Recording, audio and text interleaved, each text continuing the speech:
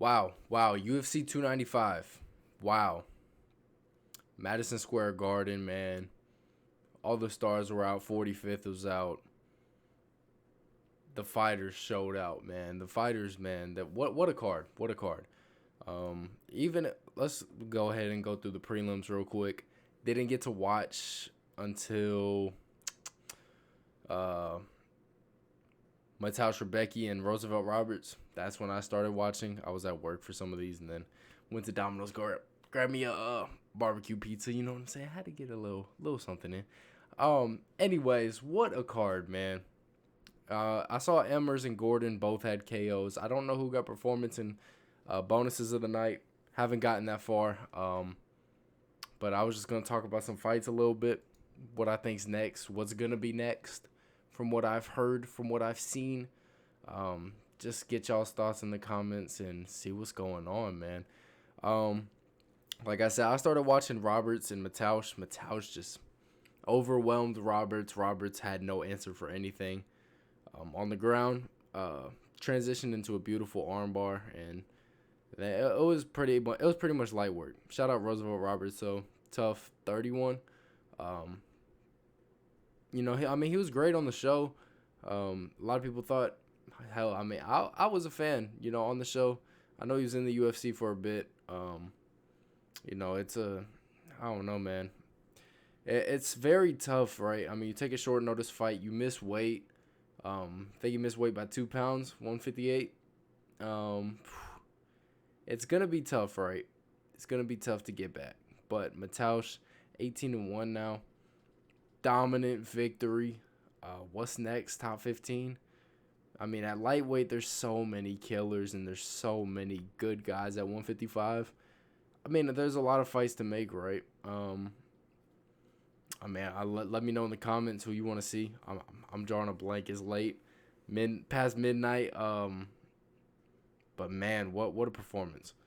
Tabitha Ricci, I think there was a judge that gave her a 30-27. Absolutely ridiculous. Godinez, I thought, won the fight. Ricci didn't look great on the feet. She couldn't really get Godinez to the ground. Tabitha, I thought Tabitha had ways to win. I thought this was a winnable fight for Tabitha even. Vice versa for Godinez. Godinez did what she had to do, She landed good shots on the feet, was in control of the fight for them. I thought she won 2-1. 3-0.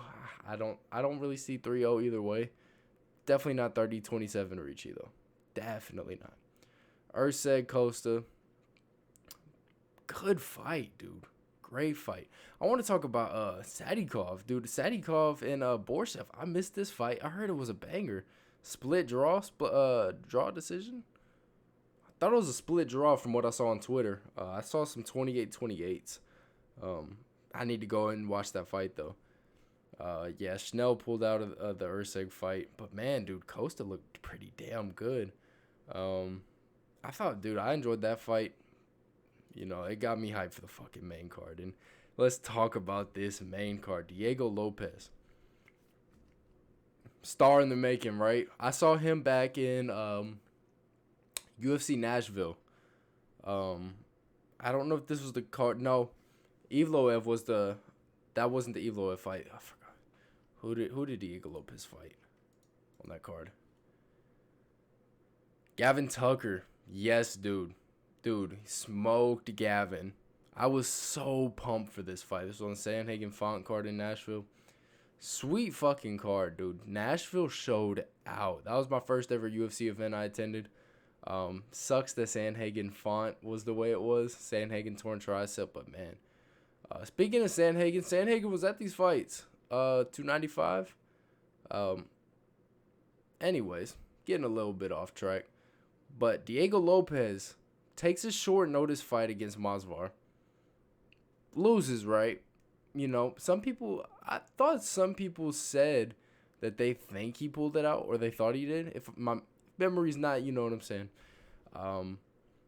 But against Gavin Tucker, dude, I was going crazy. I was pumped for Diego just because I watched the Evloev fight. So I knew who Diego was. I was like, this guy's going to be. I mean, everybody, he had a little bit of buzz, but this fight against Sabatini really, really takes him to that star level on a big pay-per-view, opening a main card on a big card like this in the Mecca MSG. This is what he needed to really, give this guy top 15, top 10 even. The talent's there. The talent is there. Let's go ahead and talk about it. Benoit Saint-Denis. Wow. That's all I can say is wow. I was running shirtless. You know what I'm saying? I went crazy for Benoit. Wow. Out of a takedown, out of a clinch, just straight high kick, clips him, cuts him over the eyebrow. Just sick, dude. Absolutely badass. Can't really say enough good things about Benoit. He's just on a tear right now. And at lightweight, there's so many guys. I don't think he's going to get a Poirier. I don't think he's going to get a Gaethje. I don't think he's close to an Islam. I don't think any of that. But I do think we have a contender on our hands in Benoit. And I think what you do next with Benoit Saint-Denis, you give him a top 10. You give him a top 15, right? He's on a high right now. He's on multiple knockouts. He knocked out somebody in Paris, I want to say. Let's go ahead and look at Benoit's record.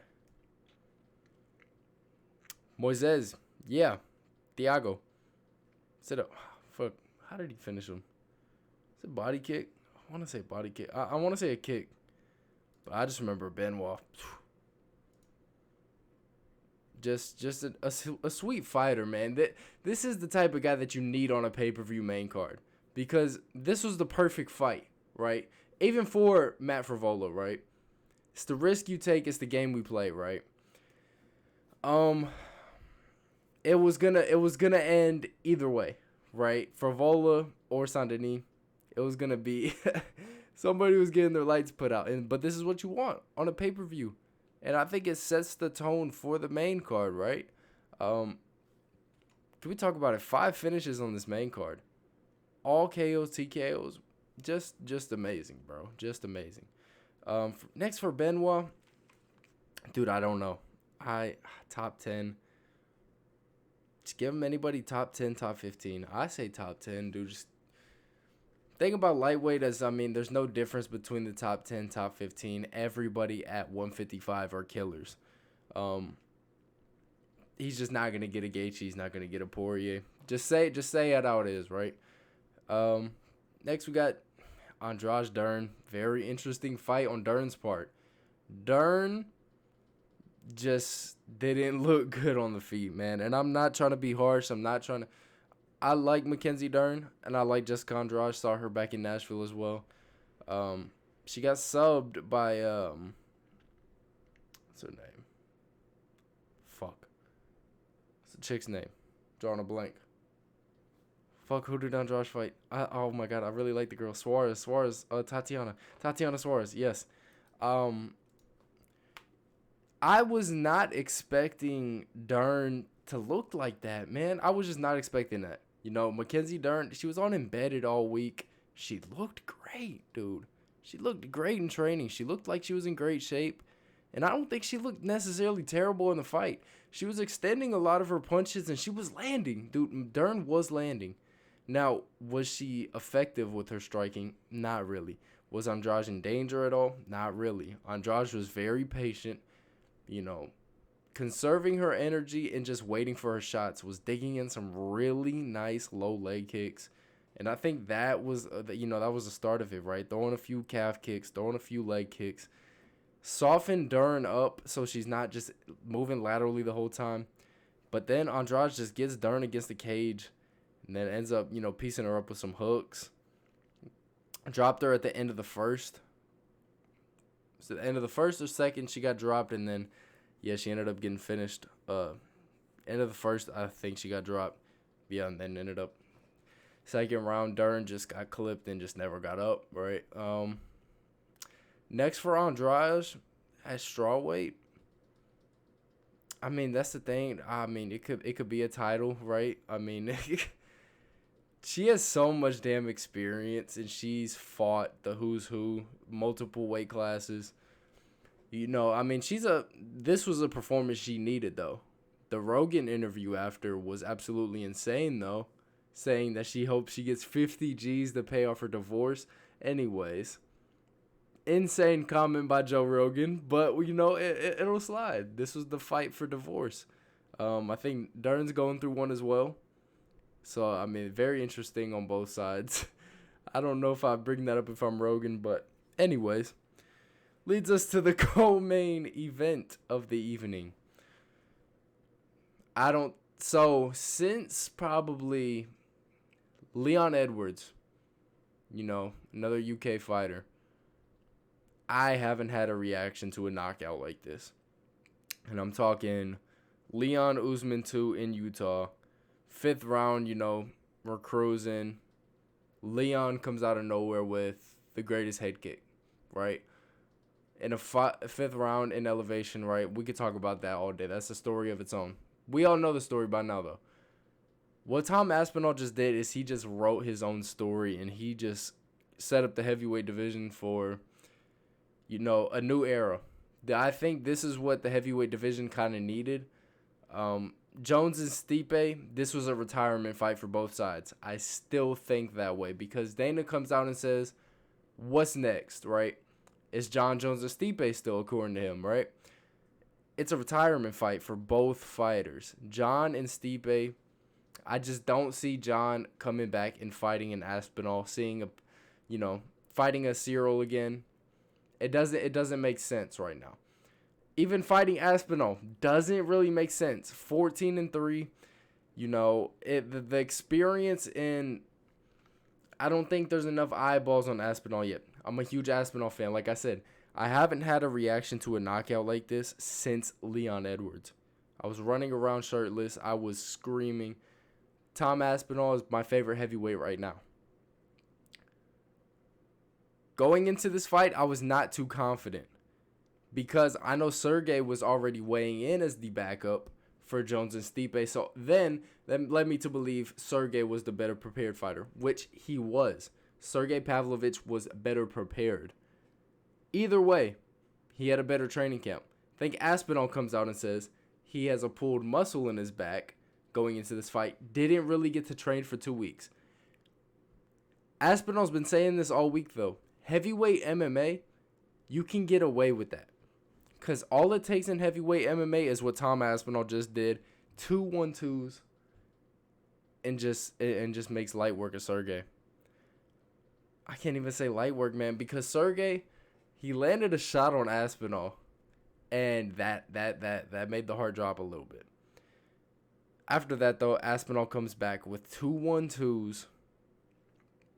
And just put Sergei's lights out. Sergei can't believe it. I mean, when the hands were being raised, Sergei was not there. Still, seeing Aspinall that emotional, see him go in the crowd with Bisping, that was sweet. What do I think's next? You can't have Aspinall defend the interim belt, right? It doesn't. It's a weird one, right? You got to make it for the heavyweight title next.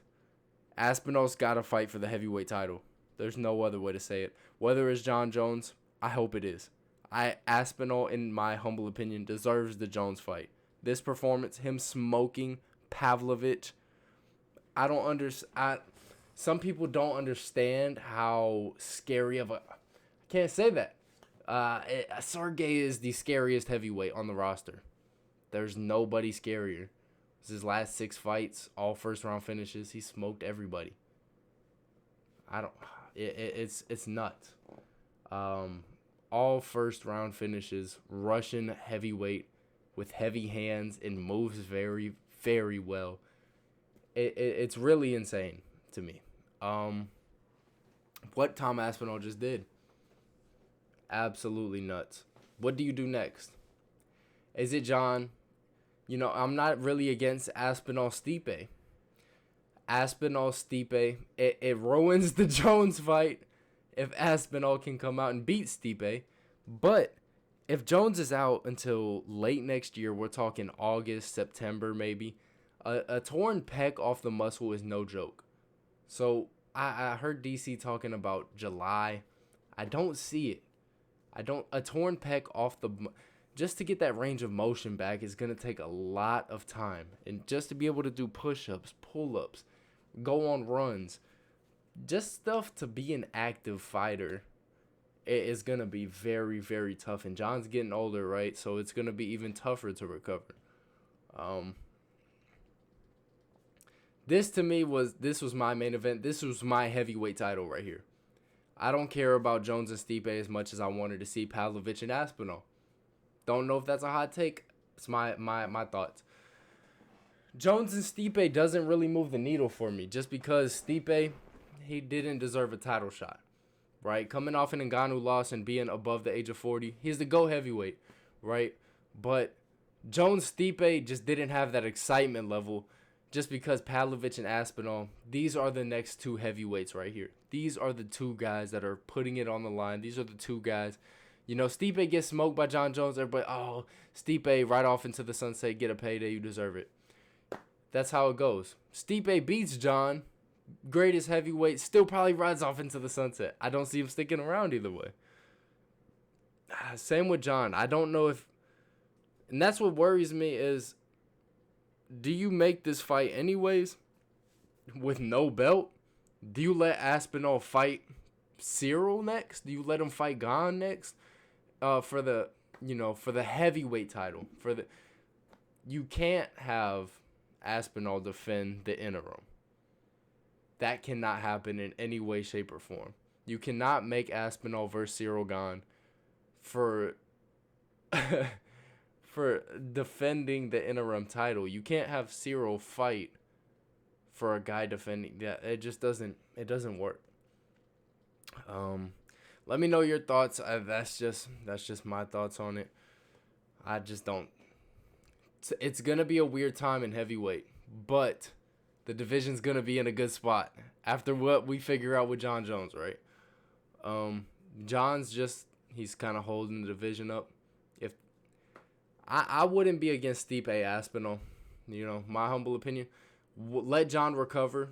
Let Stipe and Aspinall duke it out for the Jones fight, because Aspinall doesn't have that victory. Sergei's a good victory on an MSG card. Aspinall's first pay-per-view. Aspinall's a star now. He's the heavyweight champ of the UFC right now. He's a star. He's going to bring in eyeballs now. Which, as before, he didn't really have the resume to really back it up. He had the injury against Blades, and then comes out and smokes Tybura in his comeback fight, and then gets thrown into a Sergei fight. Heavyweight MMA is crazy. Quote Tom Aspinall on that. Heavyweight MMA. Any day of the week, anybody can beat anybody. Any given night.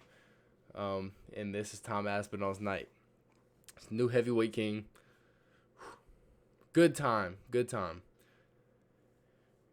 Main event. Jiri Pereira. Early stoppage? Maybe. I don't think so. Just because Alex was roughing him up really bad with low kicks.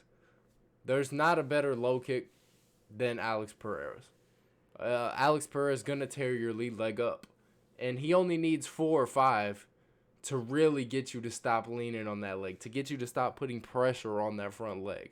Because if you start leaning on that front leg again, you take another one, it's going to make you switch stances, which Jiri did. Jiri had to switch stances a couple times, even if it was just for a couple seconds. He switched stances. Didn't really look, he wasn't throwing any flying knees, wasn't throwing any crazy elbows. He was still very unorthodox, but it wasn't the Jiri Prochazka that I remember against a Dominic Reyes. It wasn't the Jiri Prochazka that I remember against Volkan Ozdemir. It wasn't that Jiri Prochazka in there. And I don't know if it was because of the layoff, the injury, but I do think Yuri's going to come back, right? Yuri's not done. This isn't the last we see of Jiri. I just don't think it was his best performance, and I think this was going to be this was Alex's night. From what I saw in that octagon, this was Alex's night. As for what's next for Alex Pereira, if we're going to talk Chael Sonnen, what's next? Jamal Hill? Can't be, right? Jamal's It's the thing, right? Same as Jones, right? It's a long layoff, and it's a rough injury to come back from. An Achilles tear off the bone, a pec tendon off the bone.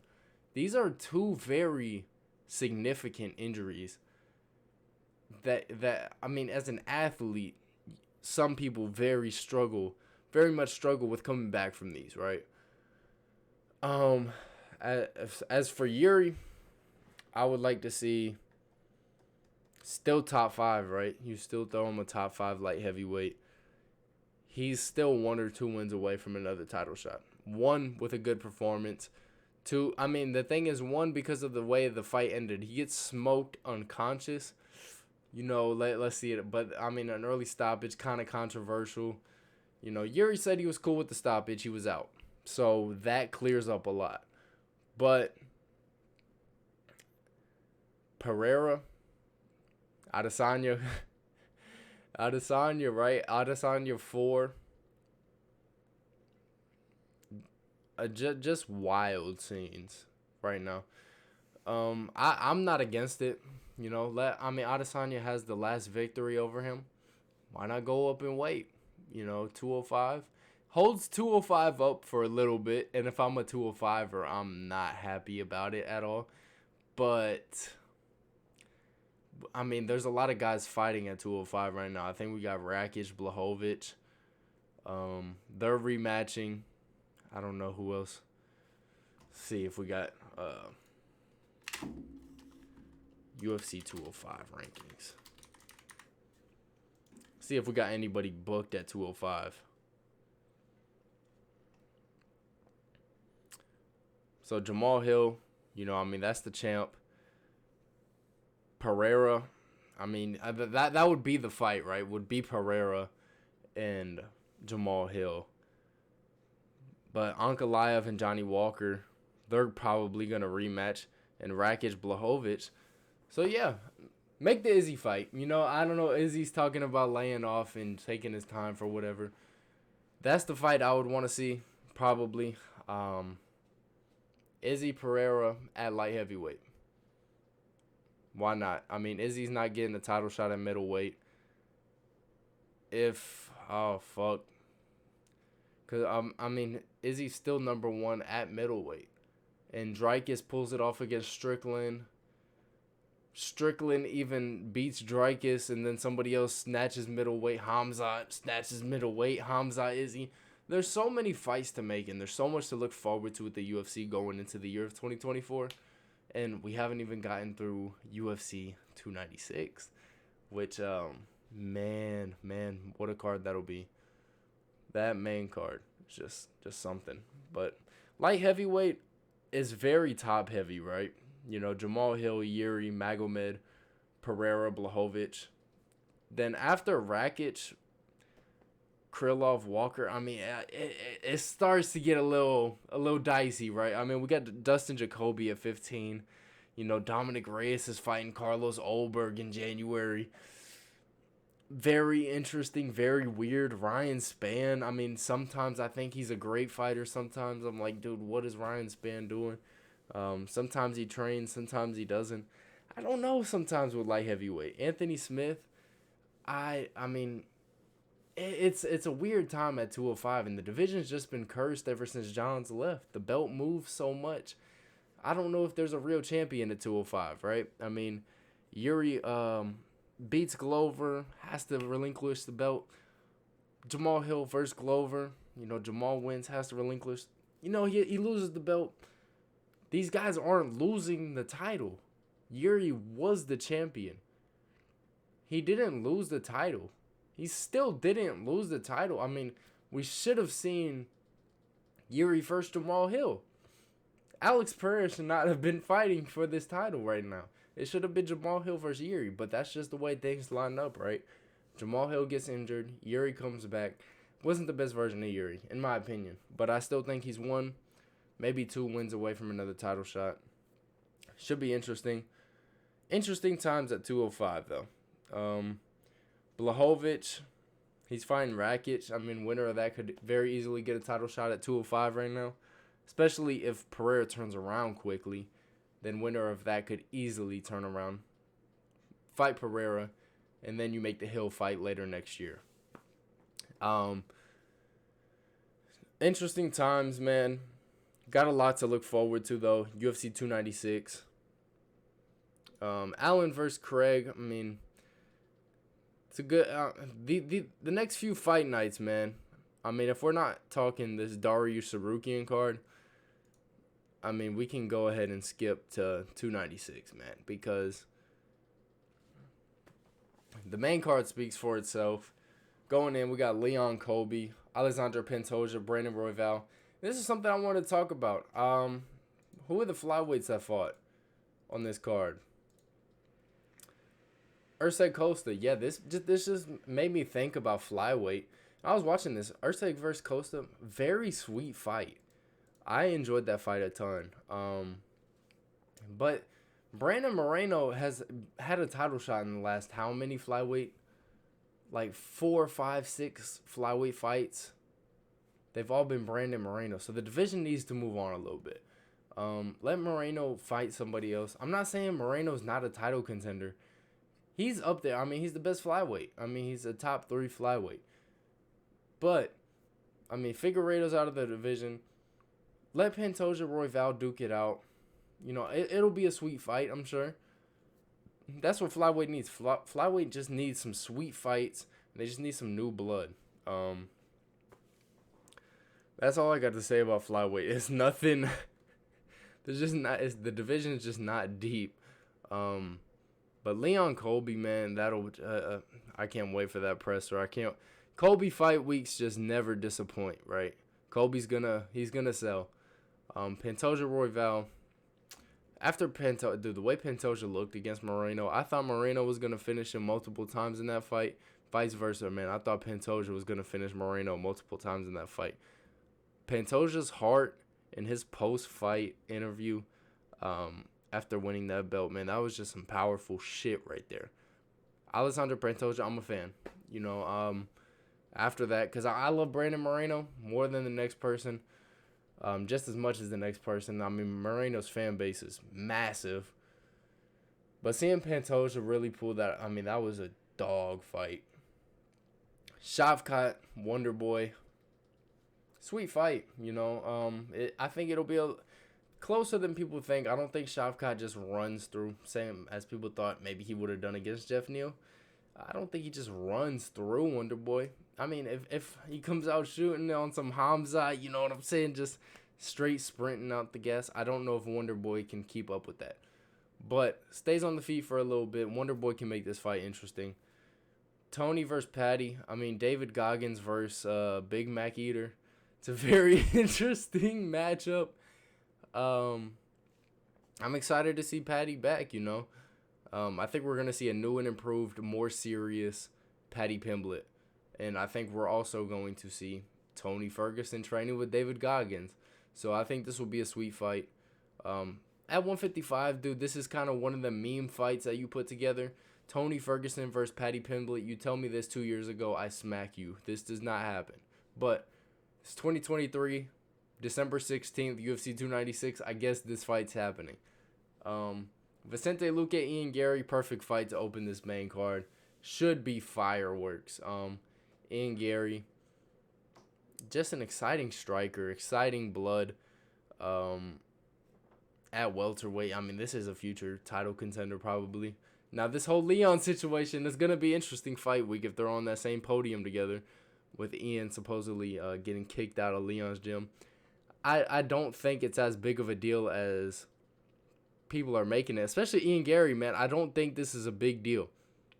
Leon Edwards, he's the champion of welterweight, and you're mad that he's kicking you. I don't know if he's directly kicked them out, but regardless, if a coach, whoever's in the gym tells you, hey, you know, it's a compliment more than anything. Dude, Ian Gary, you're a good fucking fighter. You're sweet on the feet. I mean, you're a sick striker. Why would we want you in the gym with our champion, right? I don't know. I guess that's I'm not in these gyms. I'm not having these conversations, but I mean, to me, that just kind of makes sense. as the champion, why would you want to up and coming undefeated contender, scoping you out a little bit? I mean, if I'm Ian Gary, I'm just a little side eye, like, Leon likes doing that, okay. Or Leon likes rolling with those guys, okay, I wouldn't want that in the gym, right? So I mean, to me, it makes sense. I mean, you're 13-0. You're gonna be fighting. I mean, you're already fighting for Sensei Luque. Luque is not to be played with. So you beat Luque, you're setting up a top 5 opponent. I mean, you're young enough. You have the record. They're gonna put you in there with a top 5 guy. Exciting times at welterweight, right? Got Shavkat, Wonder Boy, Luque, Ian Gary. Welterweight's finally moving. Now, what do we do with Bilal? Give me shit for it. Somebody just clicked off the video after I mentioned Bilal Muhammad. But legit, I mean, it's a serious question. Bilal, does he have a fight? I mean, he just fought Gilbert for 5 rounds, didn't do anything. It'll be interesting, Interesting times at welterweight. Does Usman stay at 185? I think so. I think he's found a new home. Hopefully a career resurgence there. I'm excited. Exciting times in the UFC, man. I'm excited for it. Just what a card. UFC 295. Aspinall heavyweight. Pereira light heavyweight champ. Like, those are 2 things. It's who I wanted to win both of these fights. Jiri, Alex, I mean, I couldn't really decide. I really like both. But Pereira, just the striking on the feet and Jiri just being unorthodox. Those leg kicks that Pereira throws, they're a fight changer. They are a fight changer. And the way he throws them, they are not exaggerating with the way he throws them. It's just hip. It's not really a ton of torque. It's literally just throwing your shin out there. It's very, I mean, we don't see it. We haven't seen anything like it, really. Aspinall, man, I am terrified of Sergei Pavlovich. And what Tom Aspinall just did, I literally can't believe it. It's just wild. Andrade, sick performance. Benoit, sick performance. Diego Lopez, sick performance. Hope everybody on this card gets 50 G's, man. I really hope so. What a card. UFC 295. New York, Madison Square Garden. Man, what an event, and a lot to look forward to, and a lot to, a lot's gonna come out of this event. I feel like, right? It's gonna be a lot of conversation. What do we do at heavyweight? At light heavyweight, does Izzy come back sooner now that Adesanya come the daddy? That's a crazy line, and that builds a fight. That builds a fight on its own. Maybe Adesanya hears that, throws a little shadow boxing in the room or something. It's gonna exciting times, right? That's really all I got, man. It's past midnight, about to be 1 a.m. over here. Hope y'all enjoyed. If y'all want any more fight breakdowns, make sure to like, comment. Let me know your thoughts. Let me know fights you want to see, fights you want to make. Check all the socials right here: Snapchat, YouTube, Twitter, Instagram. Check all those out, man. Hopefully, I might start doing some more of these fight breakdowns, fight recaps, whatever you want to call them. But yeah, if y'all did enjoy, make sure to leave a thumbs up. Check out all the socials. Appreciate y'all listening, tuning in. I'll see y'all later. Peace.